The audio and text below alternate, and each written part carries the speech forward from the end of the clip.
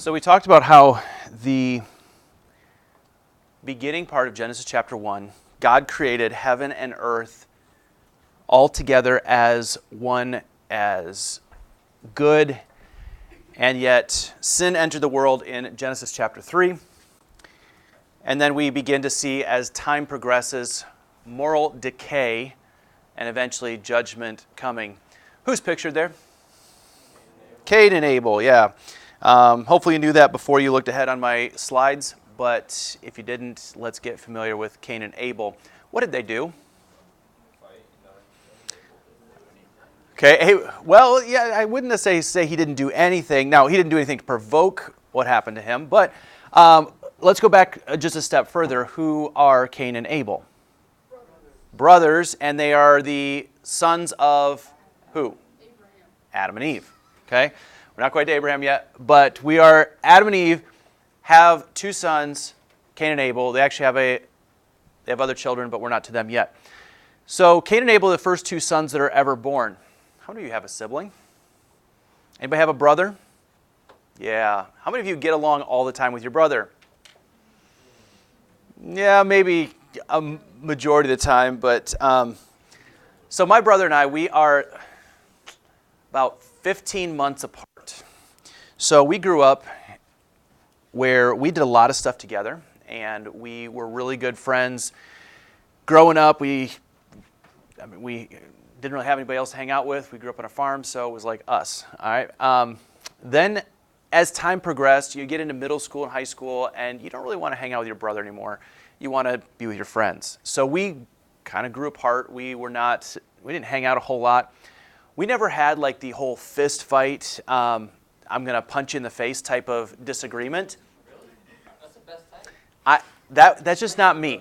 All right. If you learned anything in science yet about the fight or flight mentality, I am more a flight. I would rather get out of there than sit there and fight somebody. So if we had a disagreement or argument, I would walk away. I'd leave. I just didn't want to deal with it. Now, since after college and stuff, we've gotten closer. Now we both have families, and our kids love to hang out, and so we've gotten closer again. But for Cain and Abel, they didn't know anybody else. They didn't have any other friends. They were it. And so as we get into their story, what was the disagreement that tore these guys apart? What was the problem that occurred in their life? What was it? Cain, that God didn't seem to care as much for Cain as he did for Abel. Okay, Cain believed that God loved Abel more than him. Why do you think that is? Because when it came time to offer sacrifice, Cain took the stuff he didn't want, gave it to Abel, gave the best he had. Okay, I don't know if I'd want to go quite that. I think Cain still presented something that he was proud of, something he wanted. Because what did God demand of a sacrifice? What did God want from them? A perfect sacrifice of what? A lamb. A lamb, okay? And that's what Abel brought. Abel brought a lamb. What do we know about Cain? What was his... He was a farmer. He liked to grow crops. So let's look at Cain for just a moment here. If his purpose in life was to grow crops, and he knew that he could grow the best corn, the best wheat, the best whatever your favorite fruit or vegetable is, he could grow it. And he'd grow it really, really well. Maybe he had one of those giant pumpkins, that you see on Guinness Book of World Records or something. He says, you know what? A lamb is cool, but look at what I've grown. Isn't God going to appreciate this? Because I have devoted my entire life to perfecting the way that I grow this. I'm going to sacrifice, I'm going to give up something that I'm very, very proud of, and God's going to be pleased with me. Is that a little different perspective than what we normally think of with Cain? Normally we think, well, Cain just didn't appreciate God, and he just didn't want to listen. He just wanted to say, I'm going to do my own thing. I don't necessarily think that's the way it is. I think Cain thought, you know what? I know God told us to give a lamb, but I have a better idea. I'm going to give something. This is going to hurt because I've put a lot of work into this, and I'm going to have to sacrifice something that I really love. I think Cain had good intentions. Just like you and I have good intentions when we go to God and we say, you know, God, I know you want me to do this, but I really think it'd be better if I do this. And we start telling God what to do again. And we have good intentions when we say, you know, I know that I should be a friend and stand up for that person, but it's going to be uncomfortable, so why don't I just, I'll send him a text later on and tell him I'm praying for you, instead of actually doing something about it. Now, we know that God is pleased with Abel's offering because it was what God had asked. He is displeased with Cain's offering because it was not what God had asked. And what does that do inside of Cain? What starts to boil inside of him? Jealousy, anger. Who should he have been angry with? Himself. Maybe God, because God didn't accept the offering the way that he thought, but of course God was right and Cain was wrong. But he's upset with Abel. He's jealous of him, and so he goes after Abel and he commits the first murder, and he kills Abel. After he kills Abel, through this act of jealousy, because God rejected his offering, and what happens to Cain afterwards? What happens to him? God put his hand in his forehead, so that way nobody else could attack him later on, and he gets mad. Okay, yes, that does happen. Before that, let's talk about the conversation with Cain and God. What is Cain afraid of? He's afraid of God because he's violated God's plan for humanity. He's violated the creation mandate. And he's afraid that God is going to obliterate him, and God says, no, I'm not going to. And then what's he afraid of after he realizes God's not going to kill him?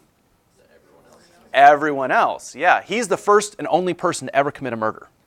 Can you imagine that weight on your shoulders? And he's afraid that everybody else is going to come after him and going to kill him. So God says, I am going to preserve you. We're not going to let that happen. But godlessness begins to grow.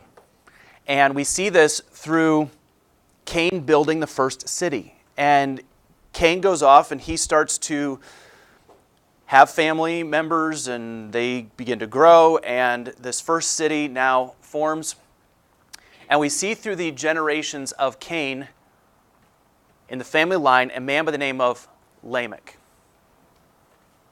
And Lamech was more corrupt than Cain. This person, Lamech here, is considered to be the most corrupt of all of Cain's family line and the evidence of the seed of the serpent, or part of that. So as we look at Lamech, he was a pretty awful character. I'm trying to remember off the top of my head the verse, but I'll paraphrase here, where he goes and he kills a man for looking at him wrongly. And it doesn't appear as though it's the first time that he has done so. So Abel's gone. Cain and his family line are very corrupt. This is part of the seed of the serpent that was talked about back in Genesis chapter 3. And we have a third son of Adam and Eve, and this is Seth. Total opposite and yet parallel to Cain. We have Seth, who represents godliness.